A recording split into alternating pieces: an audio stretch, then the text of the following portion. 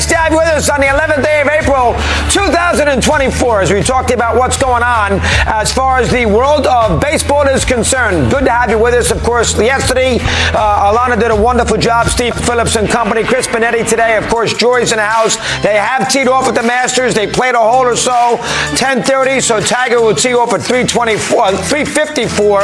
Hopefully he gets it in after the morning delay. Wasn't as bad as we thought, so we got that going on. You got a huge weekend in sports. Mets, of course, in a little while. We'll have some fun with that. All right, let's get a couple things on the board here first that are sort of outside of baseball that are important. Number one, the New York Times, Jesse, that's Michael Schmidt, and he is a Pulitzer Prize winner. He knows what's going on.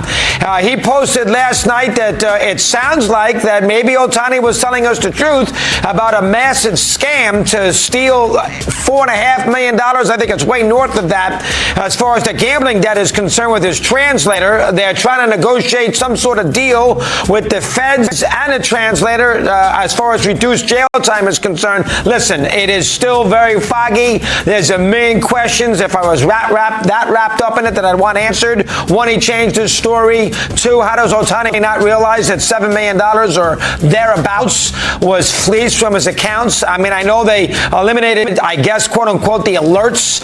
So Ohtani didn't know that all these withdrawals are being made. Still, it's very foggy. But we have to believe the feds, have to believe the Homeland Security that has done all this investigation. So maybe Ohtani, when he did his big press statement there about 2.5 weeks ago, was telling us the truth when he sounded sincere about, I'm a victim of massive theft. I thought he was throwing a kid under the bus, and I had no problem with Ohtani helping a kid out as far as his debt is concerned, because I thought he was doing the right thing, and I do not believe any shape, way, or form that they were betting on baseball, and if he was just paying off the debt, remember, he wasn't going to get suspended anyway. It does take baseball off the griddle here, because I don't think baseball is going to further do any investigation if the authorities have declared that he was a victim of massive theft. I do not think baseball is going to go out there and continue their investigation. That's me from afar. I don't know anything. That's my take on it. And of course, I thought that Ohtani was paying off the $4.5 million debt. Maybe now he wasn't. We'll get more information as we move it along. That is number one. We needed to get that across. New York Times yesterday had that late at night. That's the first thing on the agenda. The second thing out of the agenda that I wanted to make sure we saw today, and this is all about pitch clocks and arm injuries and 100 mile an hour and velocity and everything else. I thought Pedro Martinez had a very, very good tweet yesterday, and this is a guy that had his own Tommy John surgery of a superb pitcher, little kid with great stuff, fastball and all 9 yards. But here is his tweet that he put out last night. I want you to read this. Well, I'll read it to you. Well, I can't read it here because it's not big enough, but basically he's essentially saying that, the velocity, pitcher's not enough minor league experience, only 200 innings, overdo it when they get to the big leagues with the new data as far as strikeouts are concerned. He thinks that's the reason, so do I. I don't think it has anything to do with the pitch clock myself. That's the little spat that has now developed between the Players Association and MLB, that the pitch clock reduction of time between pitches has contributed to this. Pedro doesn't seem like he thinks it has, and nor do I, because if that's the case, how come 30, 40 years ago, when pitchers were pitching every 10 seconds in games at 2 hours and 25 minutes, we had ourselves no serious endemic of Tommy John surgeries, at least that we know of. Regardless, this is a problem. Let's see if baseball can get it solved, but I wanted to give you the Pedro tweet as you see there, which I thought was important. If anybody knows anything about pitching, it is Pedro Martinez. So that's item number two. Now, as far as the games are concerned, let's get to that here right out of the gate. Number one, give Kansas City credit. They got a little pitching. They did a good job against the White. Now, the White Sox are horrendous, but they shut them down all weekend long last weekend in Kansas City. They lost their first 2 games. They bounced back to win that 3rd game. They've done a very good job against Houston. They trailed 3-0 there on Tuesday night. They won on a walk-off. Yesterday, they had a 7-run inning. They buried the Astros. This is really a twofold thing. Houston right now is, 4-9 as far as the American League West is concerned. They won 1 series against Toronto, 4 straight to the Yankees. They lost, obviously, 2 out of 3 to the Rangers, which is a problem. They've had a lot of trouble here, of course, now, too, with Kansas City, a 3rd game today. I'd be very very worried about Houston. You know, Valdez, they flew him back to Houston. We haven't gotten an update as far as his elbow is concerned. He missed a start. So the Astros are a problem. We know that. We saw it on opening week against New York.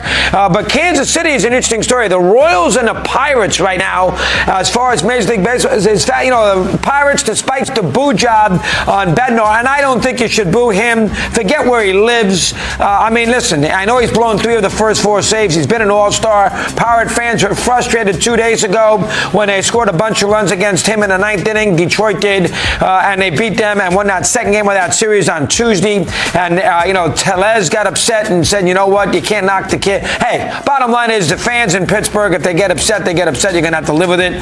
They need all the fans they can get to begin with. But probably a little premature. Frustration needed to be curtailed. Kid's been a very good relief pitcher. But the Pirates at 9-3 and Kansas City at 8-4, the Royals right now, where they won 5-6 in a row, have done an excellent job. So Kansas City we keep an eye on in those 2 weak Central divisions. And, of course, we keep a big eye on what's going on with the Pirates. Pittsburgh this weekend will go play the Phillies. The Royals this weekend will go out there and they will play at New York against the Mets, who have this day game today. Mets a little better in the last 5-6 days since they got away from Citi Field. And Houston this week will be at home this weekend against Texas. So they play a lot of games against the Rangers to start the year. But I would be a little concerned about the Astros, more than a little. I know that the Astros, they get every benefit of the doubt, but I'd be a little concerned losing 9 of their first 13.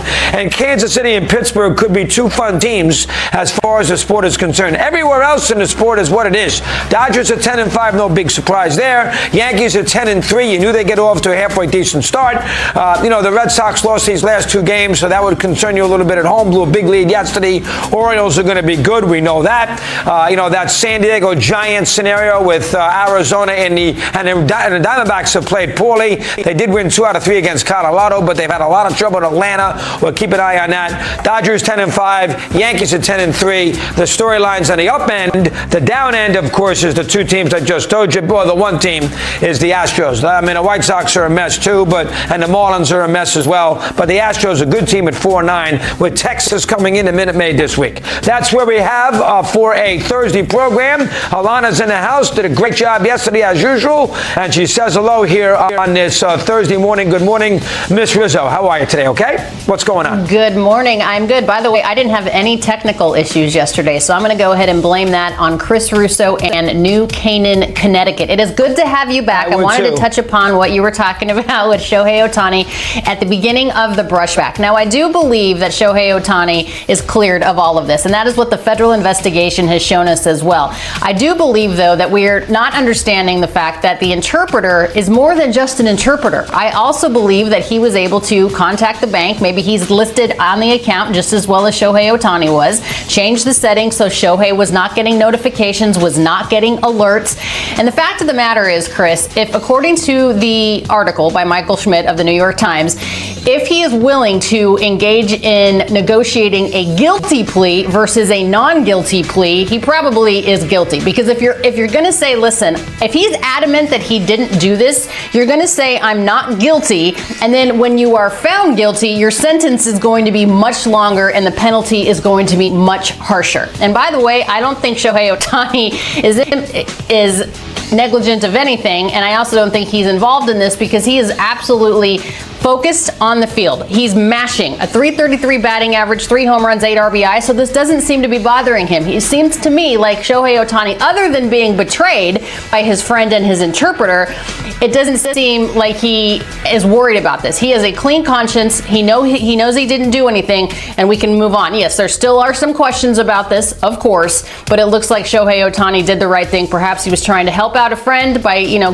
getting the money to get out of this debt, but I don't think that he knew anything about this. So we're moving on from that. As far as the pitching is concerned, again, the league is blaming the Players Association. The Players Association is blaming the league. Everyone has fingers pointed outward instead of fingers pointed inward. I think it is a combination of factors. I'm not saying it is just the pitch clock, of course. I'm not saying it's just the fact that they can't use as much tacky stuff or sticky stuff anymore, of course. It's velocity. It's trying to throw 100 miles an hour when you're 10 years old and your body can't, do that. It's not built that way. It's not meant to throw at that type of velocity. It's bringing guys up from the minor leagues when they're not ready. Remember back in the day, Chris, when throwing 100 miles an hour was kind of reserved for just the closer role and only a few people could throw 100 miles an hour and locate appropriately? Now, instead of the exception, it seems like 100 miles an hour is the rule. Everyone's trying to throw as hard as they can, as much as they can. So it's a combination of factors that have caused this increase in pitching injuries, but I do agree with what Pedro had to say. There's a lot of factors going on as to why this is happening, but it's not just an overnight thing, and it's certainly not just within the last 2 years. It's just starting to happen a lot more to big names, so maybe we're paying more attention to it now. No, and obviously 40 years ago, a lot of these pitchers are pitching through aches and pains. Maybe they had an elbow that was torn. You're just not going to convince me that shaving 4 or 5 seconds off the clock is the reason we have all these arm injuries. Not independently, ludicrous. Not by itself. Absolutely not. Not by itself. I don't think it's a factor at all. I don't think it's a factor. I mean, forget it even being a contributing factor. I don't think it's a factor at all. I think it has nothing to do with it. I think it has simply to do with the fact that every high school baseball coach in America and AAU coach, trying to think he's Sparky Anderson, wants his kids to throw 100 miles an hour, and that's all they care about. Throw as hard as you can, and throw curveballs and spin rates and everything else, and that arm is not going to be able to handle that when you get to 23, 24 years of age. You still want the same thing. And Jacob deGrom's throwing 101 miles an hour in spring training, for crying out loud. Really? 100 miles an hour? Well, it'll be interesting to see. I don't understand. It'll be interesting to see how many of these guys coming up in today's game, or a few years ago coming up in today's game, actually reach 10 years of service time. Because if you're continuing to get blown out because you've been taught since a kid to throw 100 miles an hour as fast as you can, as often as you can, how many guys are going to have shortened Major League Baseball careers because of this? That'll be interesting to see. A lot to talk about with Baltimore. Obviously, Holiday's debut, game tonight against the Red Sox, going for the sweep. They're 7 up and 4 down. Young players all over the place. Corbin Burns, the 09 yards. Mr. McDonald says hello, and he joins us here on High Heat this morning. Ben, welcome. Always a pleasure to talk to you, this time on the TV instead of the radio. And let's do Jackson Holliday first. I know no hits. I saw 2 at-bats. I saw the ground ball, and I saw the 7th inning strikeout with Martin. But he looks like he belongs. I think we all think he's going to be a great, great player. The Orioles obviously do too. #1 draft pick for a reason. He tore up AAA in his brief stint. Give me a thought on him first. Let me hear. Go ahead. Yeah. Look, he's blown through every level, and you saw the numbers he put up last year as a 19-year-old. Covered 4 different levels in the minor leagues. And of course, everybody made a big deal about him not making the club out of spring training. Obviously, he had a wonderful spring training. But the fact that the Orioles faced 6 left-handed starters the first 9 games of the year, gave Mike Elias a reason. And they wanted obviously learning a new position to get a few more reps down to AAA. Now we're going to be right-handed heavy on the starters coming up for the next 10 games or so. So it's a great time to bring him up. Look, the kid literally cut his teeth at the big league level, following his dad around, wanting to be like his dad in big league clubhouses. And he's just never been wowed by the moment. So you're right. I mean, although he just made 20, he fits in. He feels like he's been here for a while. And look, this is what he was born to do, Mad Dog. This is all he's ever known. This is all he's ever wanted to do. And so here he is at the big league level, starting at second base for the Baltimore Orioles at just 20 years old.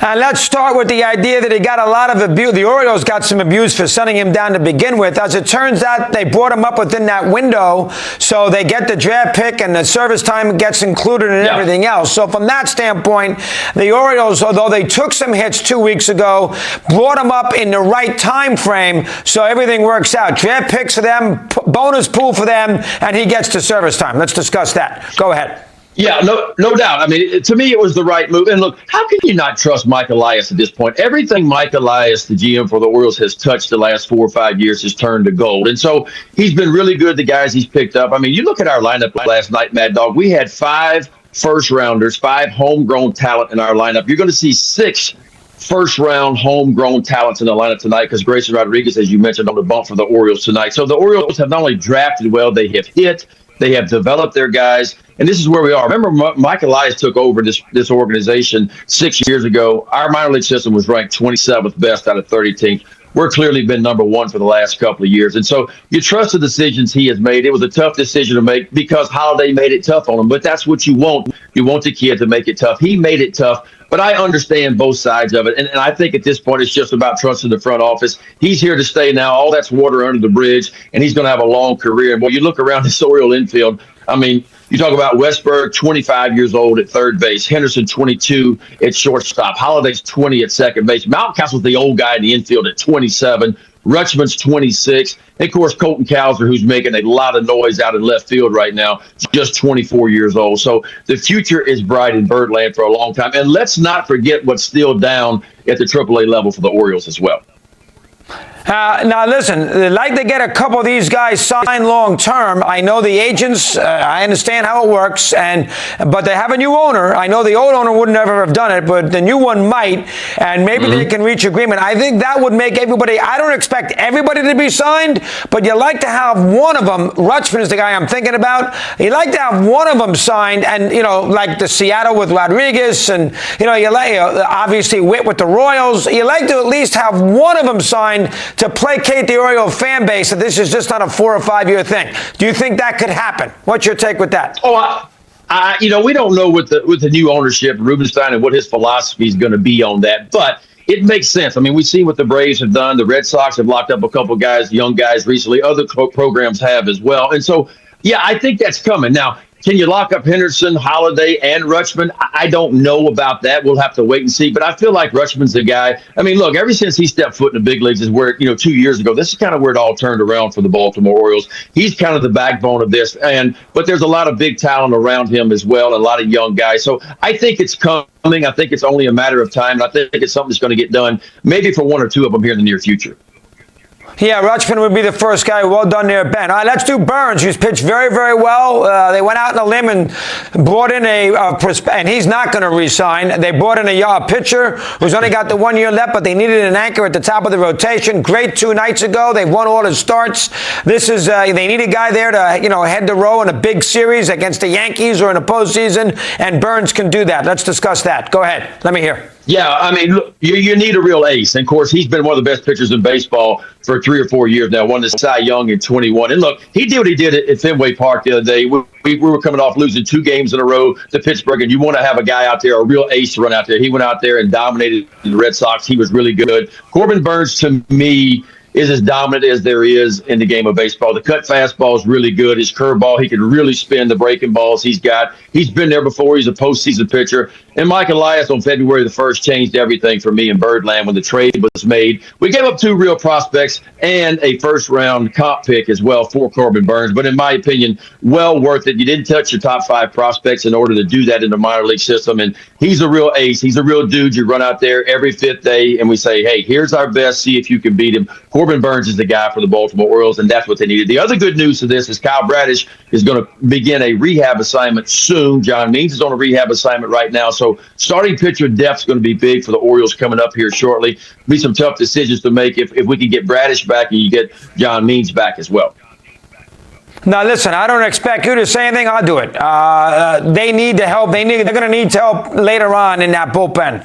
Kimbrel, I know he's off to a decent start, but he's not been good in postseason his career, and this is a postseason team. I think they will need a little help in that bullpen to help him out in the 9th inning. What's your take with that? Let me hear. Yeah, I mean, look, you can't replace Felix Bautista. He's arguably the most dominant, the best closer in the game last year. Having said that, the bullpen's off to a great start. I mean, the ERA is 1.78. The ERA, this is the 4th best ERA for bullpens. Kimbrel blew his first save, but he's looked really, really good since then for the Orioles. I like where Yennier Cano is as well. Dylan Tate is back. He is healthy. Keegan Aiken is throwing the ball as well as anybody. So, yeah, who knows what's going to happen. But, look, Kimbrel has been outstanding for us. It was a little bit of a scuffle his first time out, but his velo and he's locating the ball. He knows how to spin the ball. And, of course, his breaking ball has been outstanding as well. And you talk about a guy that's been around so long, Matt Dog. He may have lost a little bit on the velocity, but he knows how to get outs in those pressure cooker type situations. He's going to be big for the Orioles. But I can see Cano closing from time to time when Kimbrel's down, and others will have to emerge as well. But I like where our bullpen is right now. We'll just have to wait and see how it shakes out. Good job, and we keep an eye on Holiday. Well done there, Ben. You know we love you. Thanks for a couple minutes. Enjoy the Oriole ride. It's a good one right now. Thanks for coming on. Houston Astros NTT Ballpark Cam taking us out to Kauffman Stadium, home of the Kansas City Royals. That is where the Astros will be facing the Royals this afternoon at 2:10 Eastern. It is Brady Singer on the hill for the Royals and Hunter Brown on the hill for the Houston Astros. We will be joined momentarily by Ronel Blanco talking about that no-no, the first of 2024. And Chris, Ronel Blanco so far has been one of the bright spots of the Houston Astros. They don't seem to be playing on all cylinders. They're not really hitting. Their pitching is in a bit of a disarray, but Ronel Blanco's been a star. And they've had a lot of trouble in that bullpen. I mean, their bullpen's really hurt them. Presley got killed by the Yankees. You know, obviously, Hader got beat twice. Soto hit the big base hit against him for the Yankees series. Davis Schneider hit the 2-run homer with 2 outs in the 9th inning for Toronto. That was the game before Blanco's no-hitter. I know they're going to get Verlander back. I'm assuming Valdez is going to be all right. Hunter Brown today. But you got a new manager, so you got that you got to consider. We're not sure what the contractual scenario is going to be with Tucker because they like to try to get him signed, or Bregman. I think the Astros, they're steering down 9 miles of bad road right now, and we'll see how they handle it. Now, they got a lot of experience. Everybody knows how good they've been, and you never, ever doubt them. They are the Houston Astros, 7 straight ALCSs, so they get all the benefits, the doubts in the world, but the signs are not good. Blanco's been a big shot in the arm. He pitched well against Texas in the game the other night on Sunday night. I watched that, and he gave up the hit in the 6th inning, but he's pitched really, really well, and he's been helped, and that was a game they needed. No, I think they won the Monday game. Listen, they need some health with their starting rotation. They got to get that bullpen sorted out. It's not been good, and the offense comes and goes. So, and they've had a tough schedule, a lot of Texas, and here comes Texas again this weekend. But I'd be a little concerned as far as Houston is concerned. I really would. Start of the year. All right, yeah, the bullpen's given up 6 losses, Chris. That's the most in Major League Baseball. But as we mentioned, Ronel Blanco has been a bright spot for this Houston Astros team, and he joins us now. He is also the Chevrolet Player of the Week, and we're happy to have him here on the program as he gets you set from Kansas City today. Ronel and his interpreter, Enroy Herrera. Hello, guys. It's happy to have you with us today. We appreciate it. Ronel, congratulations. Felicidades on throwing the no-hitter in just your 8th big league start. You didn't even start pitching until you were 18. At what point did you know that you had something special going on that night? ¿En qué punto te diste cuenta que tenías algo especial esa noche? En el 6th inning fue que me di cuenta. In 6th inning, that's when I noticed. Could you tell that your teammates behind you defensively had an idea of what was going on? At what point did you realize? You said the 6th inning, but what made you realize it? ¿Qué te hizo dar cuenta a ti que tenía algo de especial esa noche? Nada, mis picheos estaban todos buenos, la defensa que estaban jugando y como estaban bateando. I think all my pitches were very good. My defense was playing great, and we were also hitting. How would you describe those 2 weeks of time? You find out basically at the end of spring training that you make the team, the opening day roster. Then you and your wife welcome your 2nd child, and then that night you end up throwing a no-hitter. Can you just go through the emotions of those 2 weeks for me? Puedes escribirle a ella esas 2 semanas para ti. Hiciste el equipo, el último día de spring training, tuviste tu bebé, tuviste esposa, y después tiraste de ese juego. ¿Cómo fueron las emociones para ti? Yo diría que muy bendecido.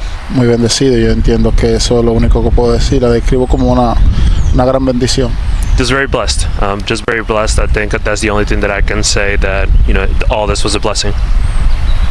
When you threw the no-hitter, obviously your teammates were celebrating you. You had your family on the field, but it was also special to have your mom on the field congratulating you.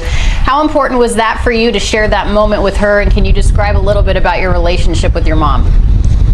¿Qué tan importante fue para ti poder compartir ese momento con tu mamá y puedes hablar un poco sobre tu relación con ella? Fue muy especial, ya que ella nunca me había visto como abridor jugando, y ese era uno de mis sueños, que mi madre y mi familia pudieran verme jugando, y que me sentí muy bien de que fuera de esa manera tan especial. Y tengo una relación muy cercana con mi mamá siempre, con mi padre también. Yeah, it was very special for me, given that my mom had never seen me start a game in the past. So her being able to see me start a game and obviously be that game, it was very special. And yeah, I have a very close relationship with my mom.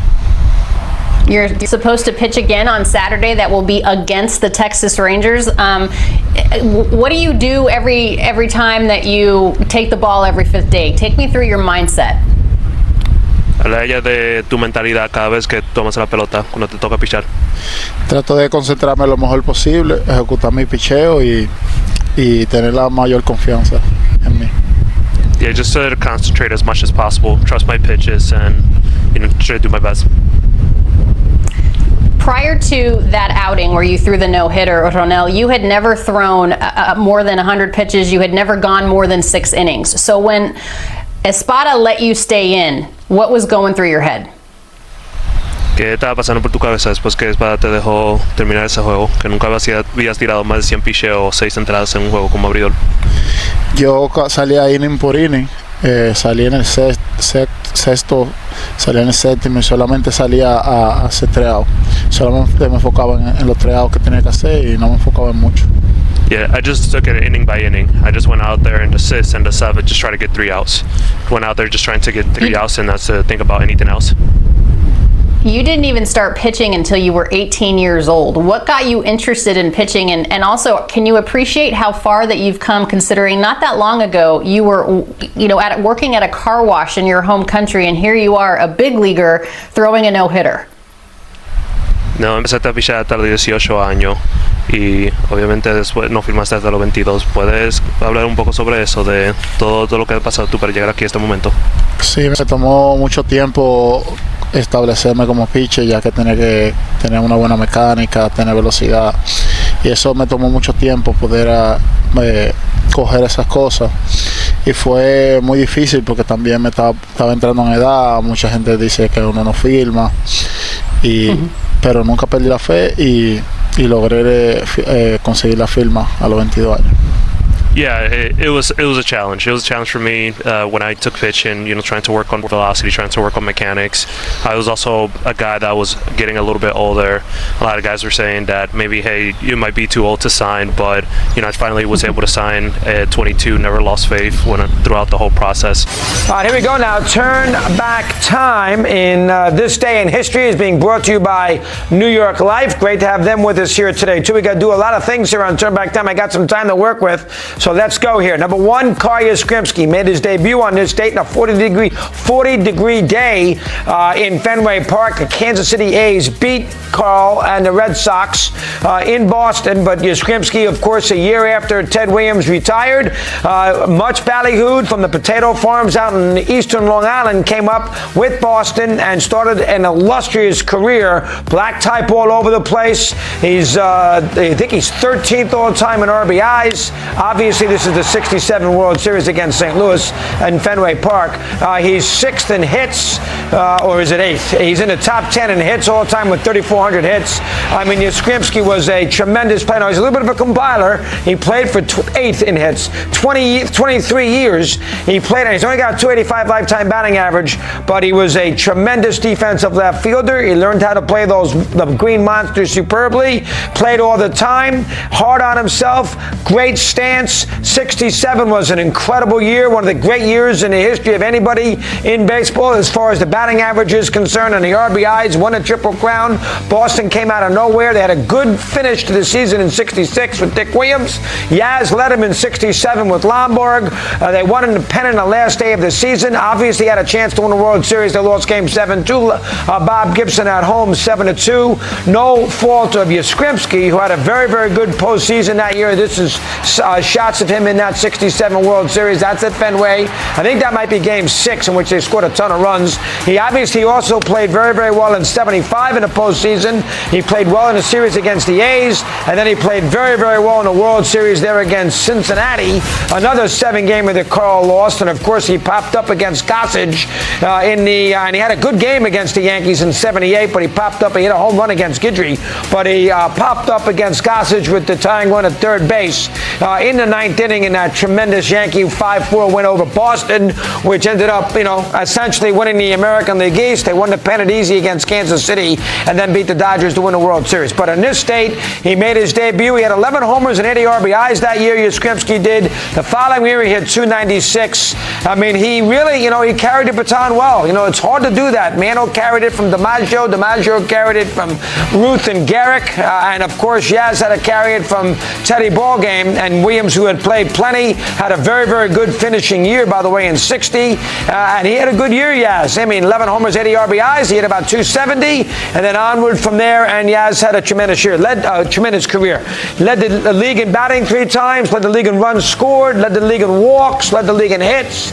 I mean, Yastrzemski, he's got about 13 black types by his name. His debut with the Red Sox on this date in history. Now, the Masters, we've been doing lots of little turn back time, other elements in our little segment here. And the Masters, after a 2.5-hour delay, just teed off about 45 minutes to an hour ago. There's 4 people under par at 1 under.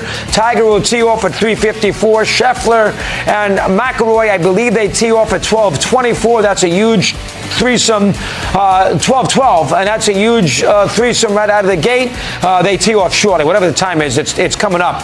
And that we'll keep an eye on here with those two, and of course the Masters. I want to give you 2 quickies here with the Masters from a historical standpoint. One is 04, when Phil Mickelson finally won, the greatest player not to have won a major, finally won a major this year. Then he proceeded to win 5 others, but he won the Masters with a tremendous 61 in the back 9, 61 total, a 30 on the back. I think he had a 30 on the back 9, a lot of birdies, 5 birdies on the back 9. He caught Ernie Els, who was in the clubhouse at -8, and Mickelson made a putt on 18, the 18-footer, to win his first Masters. He proceeded to win a couple of more after that, but that is on this date in history as far as the Masters are concerned. And then, of course, 86, when Jack shot to 46. Jack was 46 and had that wonderful back 9, came out of nowhere, birdied all sorts of holes. He had a birdie. He had 2 birdies and an eagle on 15, 16, and 17. Tom Kite missed a putt on 18. Norman bogeyed 18 after he had played very, very well, Greg, but he bogeyed 18 with his second shot. He basically hit it in the middle of nowhere when he was right in the middle of the fairway, where a par would have at least gotten him into a playoff, and he ended up obviously out. And Jack Nicklaus won his last major with an incredible performance, and obviously was the number 18 that he won on this date, and he won his, I think, 5th green jacket. I might be wrong on the number, it might be 6. But Nicklaus on this day at 46 years of age. The wonderful yes sir call by Vern Lundquist on 16. Ben Wright's great call with the eagle on 15. And Jack, of course, who wore the yellow because, he had a friend of his, a little boy who passed away named Craig, and he used to wear the yellow for him on Sundays at major tournaments, and he wore the yellow here on this date in 1986. So Nicklaus has come back winning the Masters. Phil getting off the snide and winning, of course, with that wonderful back 9 in 2004. And Yastrzemski, who, of course, made his debut with the Red Sox at Fenway against the Kansas City A's on this date, too. So there you have it. 3 Hall of Famers from a standpoint of sports. One of the all-timers, Mickelson's a Hall of Famer, and Yaz, obviously one of the all-time greats.